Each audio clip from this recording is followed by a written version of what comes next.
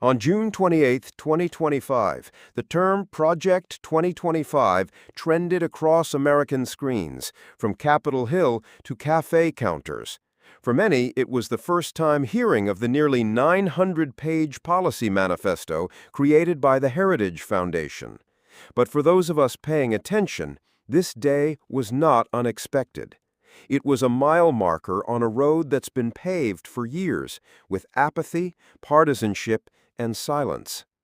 So what is Project 2025? It's being described as a conservative roadmap for the next Republican administration, designed to dismantle the administrative state, consolidate presidential power, and reverse what its authors see as decades of liberal institutional influence. But that's just the executive summary. Let's be honest, this is not a policy document. It is a doctrine, a philosophy of governance that aims to reshape the United States from the inside out. And while supporters hail it as a restoration of constitutional order, critics, from civil rights groups to former Republican officials, warn it has the architecture of authoritarianism. I won't speculate. I deal in facts, history, and precedent. So let's dig into what Project 2025 really is and what history might be trying to tell us if we're willing to listen. One of the core themes of the project is executive supremacy. It champions the unitary executive theory, a legal doctrine arguing the president should have full control over all federal agencies. Independent oversight, whether from watchdogs, inspector generals, or even Congress, is portrayed as obstruction. Now pause. Go back in time. In Chile, 1973, President Salvador Allende, democratically elected, struggled to implement reforms. A fractured Congress, a resistant judiciary, and a weaponized bureaucracy hampered progress.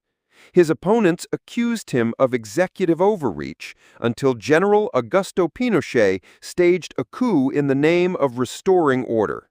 What followed was 17 years of dictatorship, with the bureaucracy weaponized in reverse. No, Trump is not Pinochet, and America is not Chile. But the central lesson remains.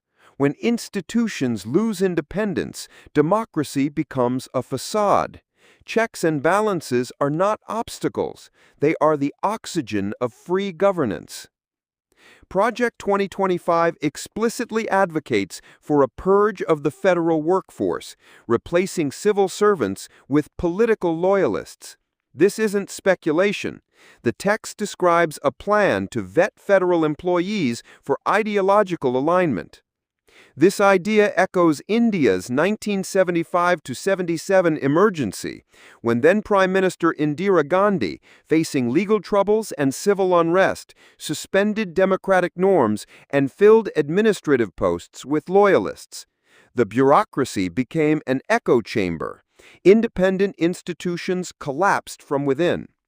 When the emergency ended, rebuilding public trust took decades. A civil service that fears politicians more than it fears lying to the public is no longer civil. It is partisan. It is dangerous. Another key section in the plan is environmental deregulation, withdrawing from the Paris Agreement, dismantling the National Oceanic and Atmospheric Administration, NOOA, and halting climate research labeled alarmist. Let me offer a reminder from Ukraine, 1986. When the Chernobyl disaster struck, early warnings from scientists were ignored by a Soviet bureaucracy obsessed with secrecy and ideological control. Local authorities downplayed the risk. The world watched in horror as denial bred disaster. You don't need nuclear fallout to see the dangers of silencing science. Whether it's a virus, a hurricane, or a heat wave, data saves lives. Dismantling agencies tasked with gathering that data doesn't just cut red tape, it cuts lifelines. Project 2025 proposes militarized immigration enforcement, mass deportations, and greater executive control over immigration policy. Supporters argue this is about restoring order and sovereignty, but history gives us reason to pause. France, 1940s.